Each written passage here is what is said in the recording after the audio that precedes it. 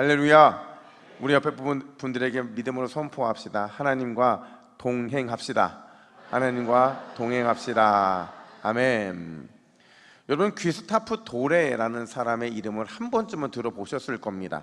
화가인데요, 그냥 화가가 아니라 판화를 제작하는 화가예요. 특별히 그가 잘했던 게 뭐냐면 이 성경의 내용, 사건을 그걸 소재 삼아서 판화로 그리는 건데, 그러니까 일설에 의하면 그 당시에, 이 도래 당시에 돈 좀 있다 하는 사람, 그리고 사회적 영향력이 좀 있다 하는 사람들 사이에서 누구의 판화 하나쯤은 집에 걸어놨을까요? 이 도래의 판화 하나쯤은 다들 집에 걸어놓더라는 거죠. 그게 유행이었다는 거예요. 그만큼 유행시킬 정도의 대단한 위치에 있었다는 거죠. 하루는 그의 제자 한 사람이 그를 찾아와서 이렇게 말합니다. 스승님, 제가 아주 멋있게 예수님을 그렸습니다. 제 그림을 좀 평가해 주십시오. 그림을 유심히 살펴보던 도래가요, 그림에 한 가지 특징이 있는 걸 발견한 거예요. 그게 뭐냐면 이 그림이 너무 화려한 거예요. 근데 마음은 이해가 되죠. 여러분, 예수님을 그린다고 여러분들이 생각해 보세요. 화려하게 그리겠습니까? 소박하게 그리겠습니까? 당연히 화려하게 그리죠. 근데 그 화려함을 묵상하면서 뭐라고 평가를 하냐면, 자네가 예수님을 조금 더 알고 그리고 예수님을 사랑했다면 더 좋은 그림이 나왔을 걸세, 이렇게 평가했다는 거죠. 무슨 말이냐면 화려하다고, 아름답다고, 멋지다고 좋은 그림이 되는 게 아니라는 거죠. 그럼 어떤 그림이 좋은 그림이냐? 명암이 분명하게 드러나는 그림이라는 거예요. 명암이라는 게 뭐예요? 밝음이 있으면 어둠이 있잖아요. 이 밝음과 어둠이 아주 잘 대비되는 그림이 좋은 그림이고, 특별히 예수님의 밝음을 표현하고자 했다면 반드시 그에 상반된 죄와 관련된 어두움도 표현되어야 좋은 성화가 된다는 것을 말해주고 있다는 거예요. 우리 인생도 그렇죠. 여러분, 저와 여러분들의 인생에 밝음, 화려함만 있습니까? 아니죠. 예수님 믿으면 여러분의 인생이 밝아지고 좋은 인생들만 쫙 펼쳐지던가요? 아니에요. 명이 있으면 암도 있고, 이 밝음이 있으면 어둠도 있고, 기쁨과 화려함이 있으면 슬픔과 초라함도 경험하는 게 우리의 인생이라는 거죠. 다윗도 그랬다는 거예요. 우리는 다윗에 대해서 하나님이 평가했던 그 평가의 기준을 정확하게 알고 있죠. 그가 처음 기름을 부음 받을 때 어떤 평가를 받았느냐? 사무엘상 16장 12절 말씀 우리 함께 읽습니다. 시작. 여호와께서 이르시되 이가 그니 일어나 기름을 부으라 하시는지라. 아멘. 하나님이 뭐라고 말씀하세요? 이가 그니, 이 사람이 그다, 이렇게 말하는 거죠. 무슨 말이냐면 중심을 보시는 하나님께서 그 중심을 보시는 하나님의 기준에 맞는 바로 그 사람, 누구라는 거예요? 다윗이라고 말을 하더라는 거죠. 이 바울이요, 이 다윗에 대한 이 설명을 자신의 첫 설교에서 뭐라고 평가했느냐? 사도행전 13장 22절에서 이렇게 말합니다. 우리 같이 읽습니다. 시작. 내가 이새의 아들 다윗을 만나니 내 마음에 맞는 사람이라, 내 뜻을 다 이루리라 하시더니. 아멘. 이렇게 보니까 이 말씀을 읽다가 몸이 살짝 이렇게 움직이시는 분이 계셨어요. 왜 움직이신 줄 아세요? 이 말씀 읽을 때 저와 사인을 서로 교환하기로 했었거든요. 어떤 사인이겠어요? 내가 이새의 아들 다윗을 만나니 내 마음에 맞는 사람이라. 기억나세요? 다시요. 내 마음에, 아이고 이게 손발이 안 맞으면 어떡해요? 내 마음에 맞는 사람이라, 그를 통해 내 뜻을 다 이루리라. 하나님의 마음에 딱 맞아떨어진 사람, 그 사람이 다윗이었고, 이 다윗이 지금까지 우리가 함께 살펴봤던 그 다윗의 다윗 인생의 밝음이었다라는 거죠. 근데 여러분, 그런 다윗에게도 어둠의 그늘이 찾아왔을까요? 안 왔을까요? 찾아왔죠. 우리가 잘 아는 것처럼 밧세바 사건이 그의 인생의 어둠의 그늘이었는데, 이게 얼마나 큰 어둠의 그늘이었는지 지금까지 그에 대한 이 좋은 평가가 갑자기 역전이 됩니다. 어떻게 역전이 되느냐? 하나님의 마음에 합한 사람, 하나님의 마음에 합한 사람, 그 합한 사람이었다는 평가가 오늘 본문 11장 27절에서 뭐라고 바뀌느냐? 우리 11장 27절 함께 읽습니다. 시작. 다윗이 행한 그 일이 여호와 보시기에 악하였더라. 여기서 악하다라는 것은요, 그냥 악했다라는 단회적인 의미가 아니라 온갖 부정적인 모든 감정을 포괄하는 그 악함의 단어라는 거죠. 무슨 뜻이냐면 다윗이 하나님의 마음을 심히 불쾌하게 했고 괘씸하게 만들었고 진노케 했다. 더 정확하게 말하면 다윗 때문에 하나님의 마음에 공의가 가득하게 되었다, 의로움에 대한 마음이 가득해졌다라는 거죠. 그만큼 밧세바 사건이요, 이게 그냥 흘러보낼 수 있는 사건이 아니었다는 거예요. 결국 심각성을 아셨던 하나님께서 다윗에게 누구를 보냅니까? 누구를 보내요? 나단 선지자를 보내게 되죠. 그 보냄이요, 여러분 이게 굉장히 중요한데, 그 보냄이 다윗의 심경에 어마어마한 변화를 일으키게 돼요.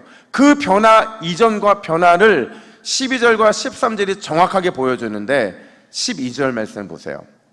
우리 12절 말씀 함께 읽습니다. 시작. 너는 은밀히 행하였으나. 여러분, 은밀히라는 이 단어가요, 다윗의 지난 1년에 대한 평가였다는 거예요. 그러니까 우리는 쉽게 자꾸 잊어버리는 게 뭐냐면, 다윗과 밧세바의 사건이 일어나고 나서 모든 일이 신속하게 벌어진 것 같지만 1년이라고 하는 긴 시간의 딜레이가 있었다는 거예요. 그 1년에 대한 평가가 뭐냐? 그가 밧세바를 간음했고 그녀의 남편 우리아를 무고하게 죽였고 심지어 백성들을 그럴싸하게 속였다는 거죠. 어떻게 그럴싸하게 속였느냐? 우리아는 자기의 신복이었잖아요.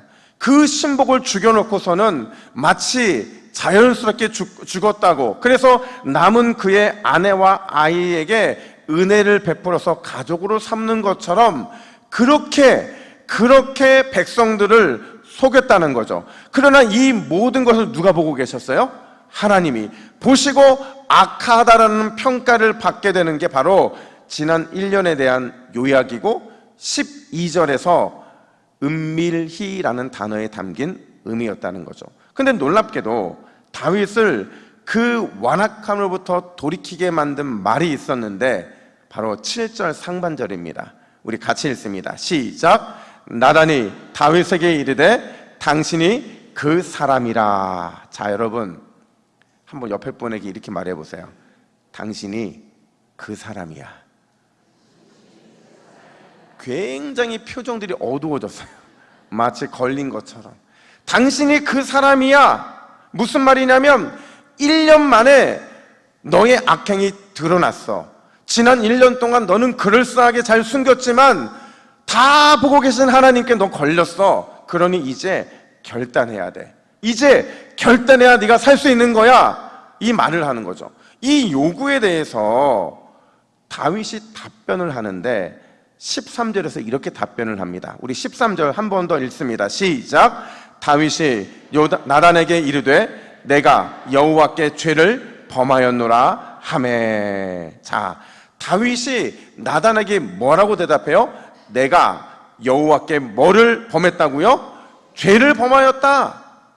여러분, 분명히 12절과 13절은 얼마의 어떤 이런 차이가 나는 것 같지 않지만 갑자기 다윗이 급변해서 핑계도 되지 않고 은폐도 하지 않고 변명도 없이 즉각적으로 망설임 없이 자기의 죄를 회개하더라는 거죠. 근데 여러분, 이 12절에 지난 1년에 대한 평가라고 말했어요. 근데 13절은 즉각적인 회개라고 했어요.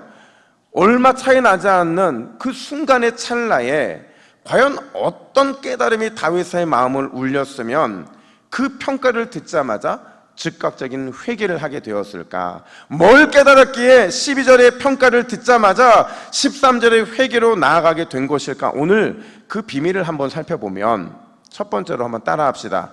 멈출 기회를. 준비 아직 안 됐어요? 다시요. 멈출 기회를. 신속하게 붙잡으라. 여러분, 우리 하나님은요, 자기 백성들로 하여금 더 깊은 죄의 늪에 빠지지 않도록 다시 돌아올 수 있도록 계속해서 기회를 주시는 은혜로우신 하나님이신 줄로 믿습니다. 하나님에게는 두 가지 성품이 있잖아요. 가장 대표적인 성품, 어떤 게 있어요?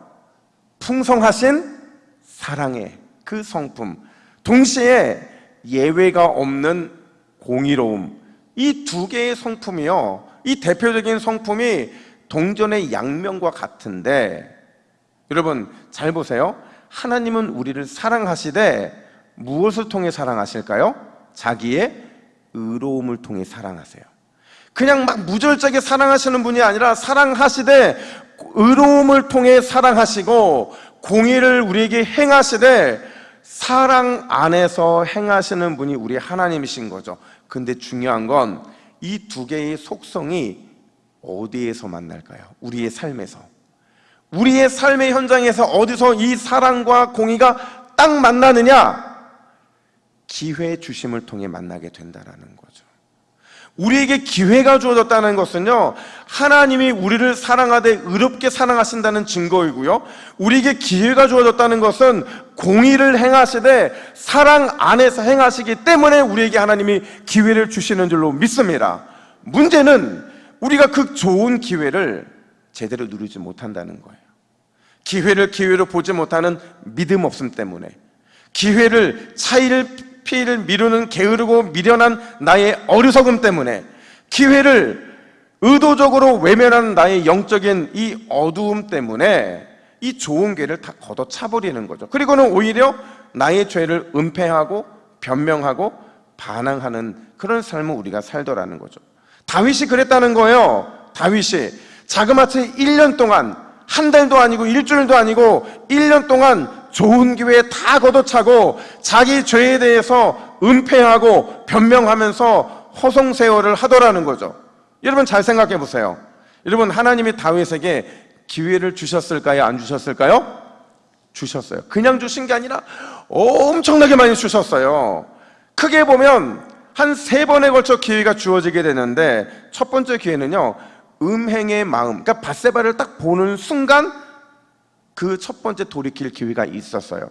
그리고 두 번째 기회는 밧세바를 범하고 난 직후에, 그 바로 직후에 기회가 있었고요. 그리고 나단 선지자로부터 가난한 사람의 양새끼를 빼앗은 그 부자 이야기, 그 이야기를 듣기까지 몇 년이에요? 1년, 12개월, 그 긴 시간까지가 다윗에게 주어진 3번째 기회였다는 거죠. 근데 이 밧세바를 범하고 난 바로 직후에 그때만 집약해서 보면, 그리고 그 집약해서 보고 나면 다윗이 자기 죄를 감추는 일에 얼마나 엄폐의 달인인지가 확연히 드러나게 되는데, 여러분, 먼저 전쟁 중에 있던 우리아를 왕궁으로 불러서는 뭐라고 말을 하는지 보세요. 11장 8절에서 이렇게 말합니다. 함께 읽습니다. 시작. 내 집으로 내려가서 발을 씻으라 하니. 자, 여러분, 발을 씻는다는 게 뭘까요? 발을 씻는다는 게 단순히 우리는 집에 가서 쉬라 이렇게 이해할 수 있지만, 사실 이 말은 굉장히 무서운 말입니다. 굉장히 무서운 말이에요. 왜냐하면 사무엘하 11장 11절에 보니까 이 우리아가 자기 집으로 가지 않은 이유를 뭐라고 설명하냐면, 전쟁터에 뭐가 있다고 말하냐면 언약궤가 있었다, 이렇게 11장 11절에서 말하거든요. 여러분, 전쟁터에 언약궤가 있다는 건 무슨 뜻이에요? 이 전쟁이 사사로운 전쟁이 아니라 하나님이 명하신 거룩한 전쟁, 홀리 워, 이 전쟁이 펼쳐지고 있다는 걸 말하죠. 따라서 전쟁이 하나님의 거룩한 전쟁이라면 신명기 23장 9절의 전쟁터의 규율이 굉장히 중요한데, 그 규율이 뭐냐? 모든 악한 일을 전쟁에 참여한 사람들은 스스로 금지해야 된다. 대표적인 게 뭐냐면, 이 전쟁이 끝나기까지 전쟁터를 떠나면 안 된다는 거예요. 그리고 전쟁 중에는 절대로 여자를 가까이 해서는 안 된다, 이런 규율들을 반드시 지켜야 된다는 거죠. 근데 지금 다윗이 우리아에게 발을 씻으래요. 집에 돌아가서. 이 말 속에는요, 네가 전쟁터 규율을 어기나 안 어기나 내가 지켜보고 있다가 어기는 순간 죽음으로 처벌하고자 하려던 그런 비열한 다윗의 의도가 숨겨져 있는 거죠. 쉽게 말하면 자기 죄를 덮기 위해서 지금 이러한 비열한 의도를 펼치고 있는 거예요. 근데 다윗은 여기에서 멈추지 않죠. 두 번째 시도를 하는데 우리 11장 13절 말씀도 같이 한번 읽습니다. 시작. 다윗이 그를 불러서 그로 그 앞에서 먹고 마시고 취하게 하니. 여러분, 이 우리아는 정말 강직한 성품의 장수였어요. 오직했으면 그가 다윗과 정말 오랫동안 함께했던 충신이었거든요. 근데 그에게 술을 취하게 한다는 건 무슨 의미예요? 술을 취하게 하면 그의 강직한 성품도 그의 영적인 경계도 무너질 수 있다는 것을 가정하고 있는 거죠. 근데 이것도 역시 실패로 돌아가요. 근데 중요한 건 딱 여기서 멈췄어야 된다는 거죠. 여기서 멈추고 자기가 얼마나 비열하고 얼마나 잘못을 저질렀고 그 모든 것들을 인정하고 회개했어야 되는데 다윗은 멈추지 않죠. 기회를 붙잡지 않고 아주 끔찍한 선택을 하게 되는데 그게 11장 15절에서는 이렇게 말합니다. 우리 같이 읽습니다. 시작. 우리아를 맹렬한 싸움에 앞세워두고 너희는 뒤로 물러가서 그로 맞아 죽게 하라. 여러분, 결국 이게 실행됩니까? 안 됩니까? 실행되죠. 분명히 3번의 기회가 있었어요. 아니, 더 많은 기회가 그의 인생에 있었다는 거죠. 근데 이 모든 것들을 다 걷어차버린 거예요. 다 걷어차버렸어요. 근데 여러분, 중요한 것은 어쩌면 마지막일지도 모를 기회, 그 기회가 다윗 앞에 딱 주어지게 되는데 이 기회를 다윗이 신속하게 붙들더라는 거예요. 나단 선지자가 찾아와서 당신이 그 사람이라고 말을 하고 왜 지난 1년간 은밀하게 숨겨왔냐는 그 지적과 책망에 떨어졌을 때 그 마지막 기회를 붙잡고 엎드려 회개하더라는 거죠. 그러면서 뭘 깨닫게 되느냐? 13절 말씀을 다시 한번 보세요. 우리 13절 말씀을 같이 한번 읽을까요? 시작. 다윗이 나단에게 이르되 내가 여호와께 죄를 범하였노라. 아멘. 멈출 기회를 자기가 지금까지 너무 많이 차버렸다는 거예요. 너무 많이 차버려서 이제는 돌아갈 수 없는 지경에 이르게 됐다라는 한탄을 하면서 여호와께 죄를 범했다라는 그 고백을 하더라는 거죠. 근데 중요한 것은 여러분, 다윗의 인생에 이 경험이 굉장히 중요한 영적 자양분이 됩니다. 이 깨달음, 돌아가야 될 때 돌아가지 않다가 그럼에도 다시 돌아갈 그 깨달음을 얻게 된 그 순간에 다윗의 남은 인생이 어떤 삶이 되어야 되는지를 깨닫게 되는 좋은 교훈의 때가 됐다라는 거죠. 이걸 깨달은 다윗이요, 하나님 주신 기회 이제는 절대로 놓치지 않겠다, 꽉 붙들고 살겠다라는 결단을 하게 되는데 그걸 어떻게 알 수 있느냐? 여러분 한번 생각해 보세요. 다윗이 이 사건, 밧세바 사건 이후에 또 넘어졌을까요? 아니면 진짜 완벽한 삶을 살았을까요? 어떨 것 같아요?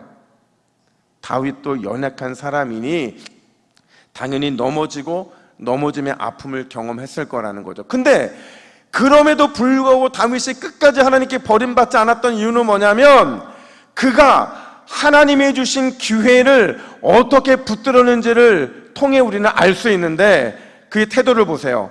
역대상 3장 5절에 보면 그 이후에 그가 어떤 삶을 살았는지를 이렇게 표현합니다. 우리 역대상 3장 5절 말씀을 함께 읽습니다. 시작. 예루살렘에서 그가 낳은 아들들은 이러하니 시므아와 소밥과 나단과 솔로몬 네 사람은 다 암미엘의 딸 박수아의 소생이요. 자, 여러분, 박수아가 누구예요? 한국 사람 아닙니다. 박씨라고 한국 사람이라고 착각하시는 분 계실 것 같아 말씀을 드리는 거예요. 여러분, 모음 빼고 자음만 보세요. 박수아 누구랑 비슷해요? 밧세바입니다.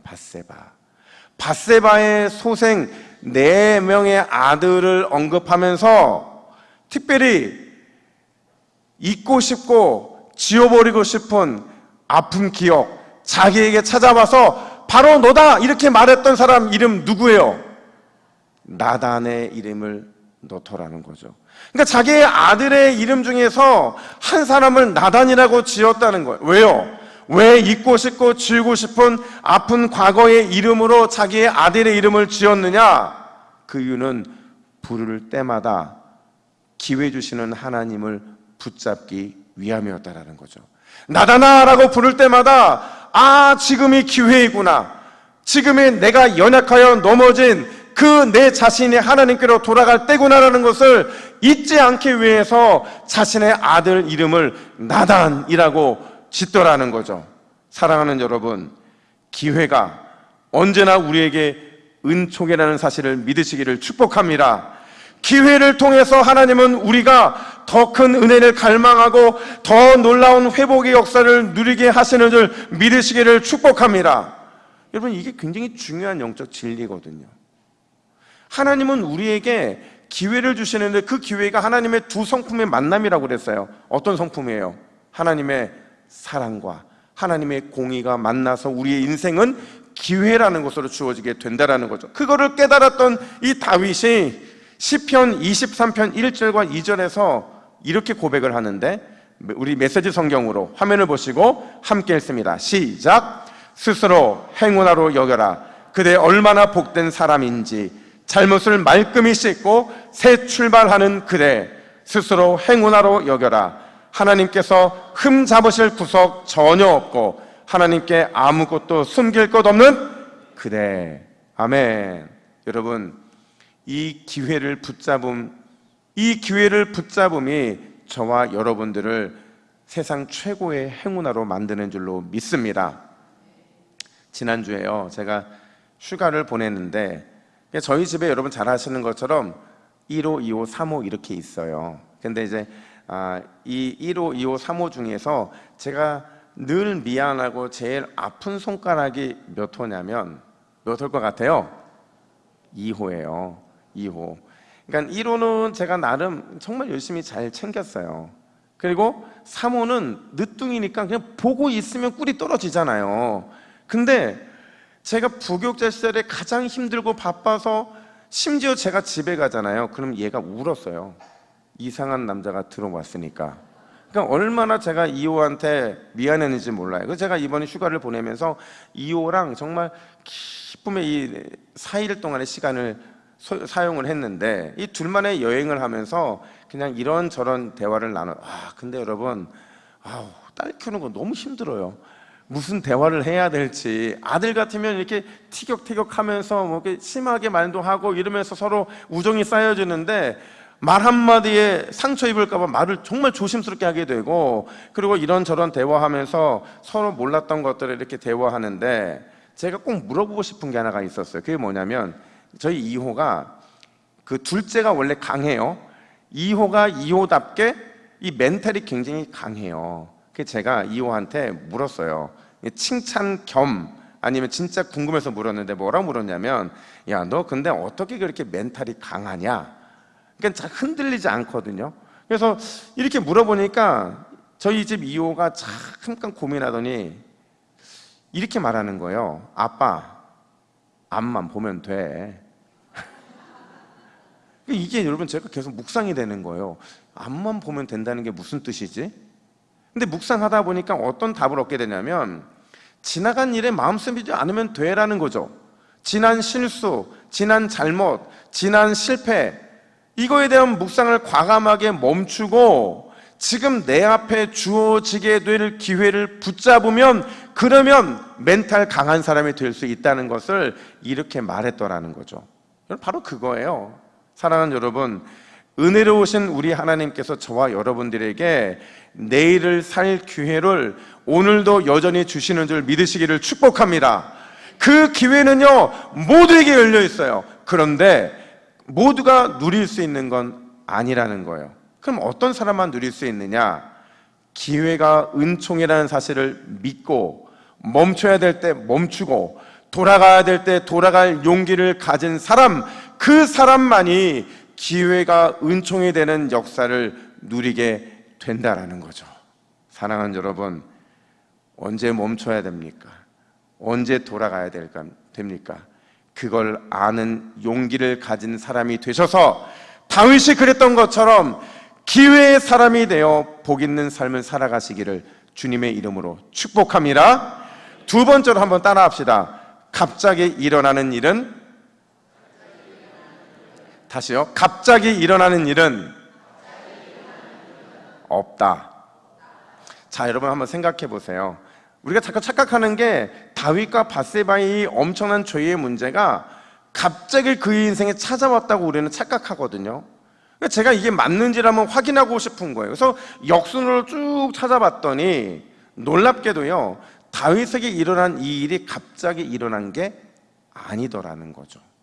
여러분, 신명기 17장에 보면 하나님께서 장차 왕국 시대가 도래하게 됐을 때에 왕에게 금지했던 세 가지가 등장하는데 그 세 가지가 뭐냐? 우리 신명기 17장 16절부터 17절까지 우리 함께 읽습니다. 시작. 그는 병마를 많이 두지 말 것이요 그에게 아내를 많이 두어 그의 마음이 미혹되게 하지 말 것이며 자기를 위하여 은금을 많이 쌓지 말 것이니라. 아멘. 자, 여러분, 이 중에서 세 가지인데 다윗이 뭘 놓쳤을까요?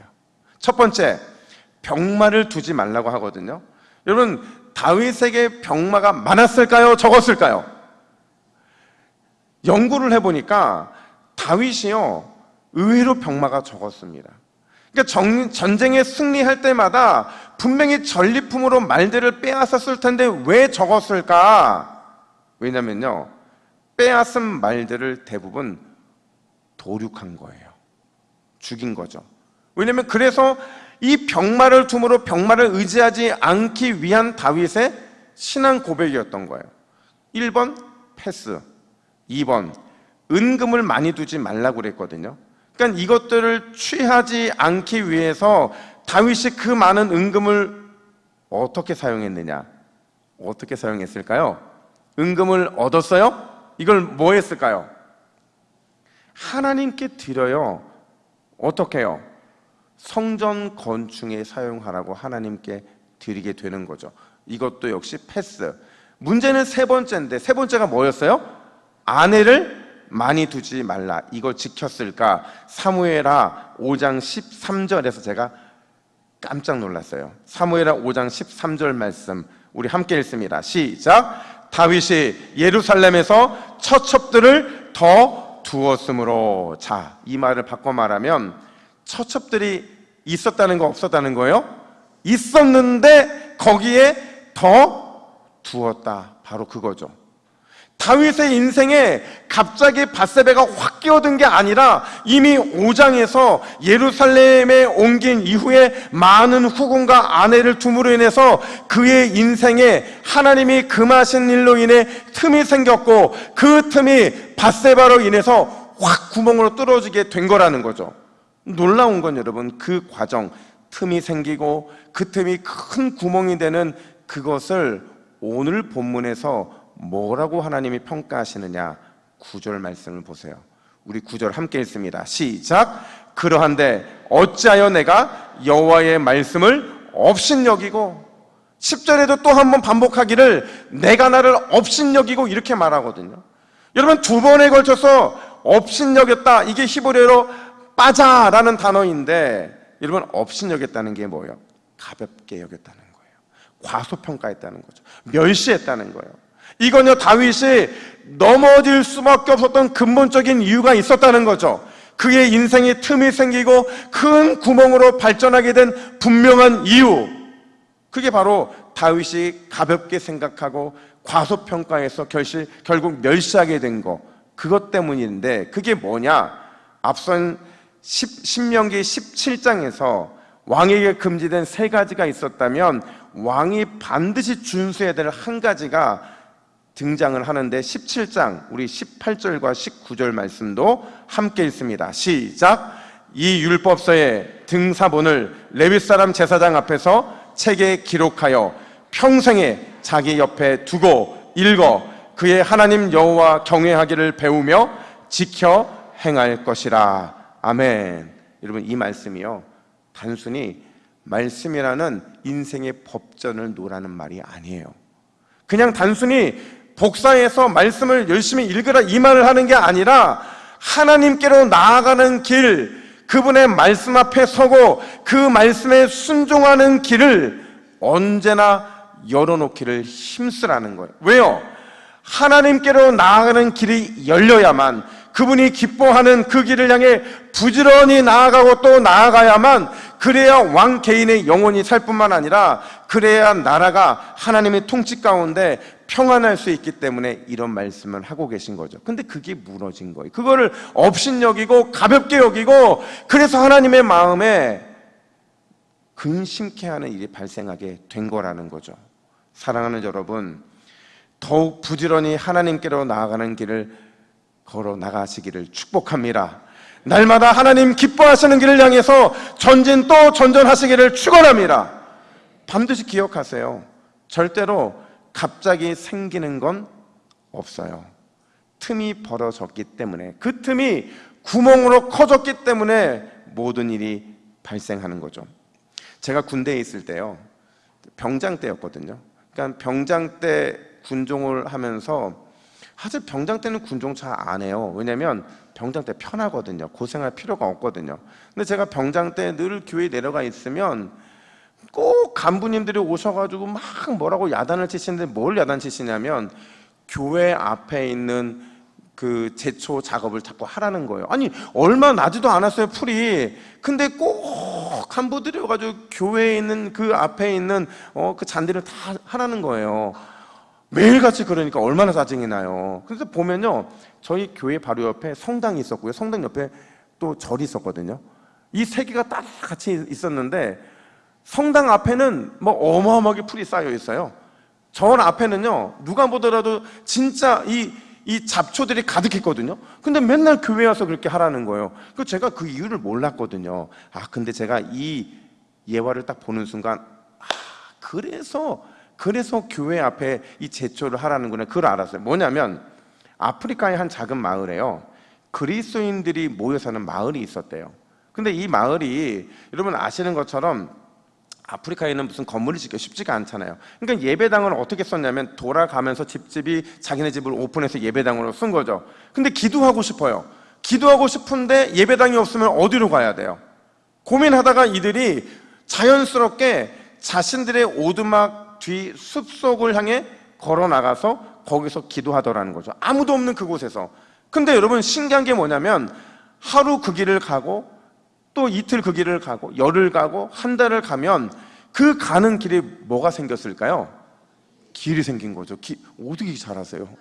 길이 생긴 거예요. 숲으로 들어가는 길. 근데 그 길은 뭐 하러 가는 길이에요?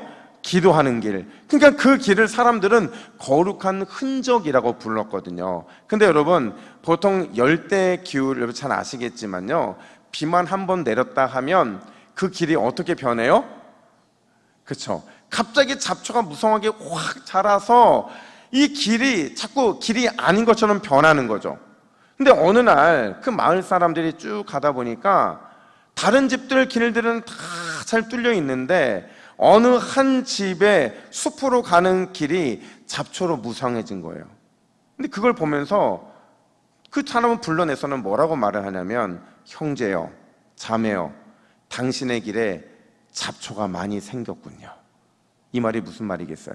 당신 영혼이 잡초처럼 변했다.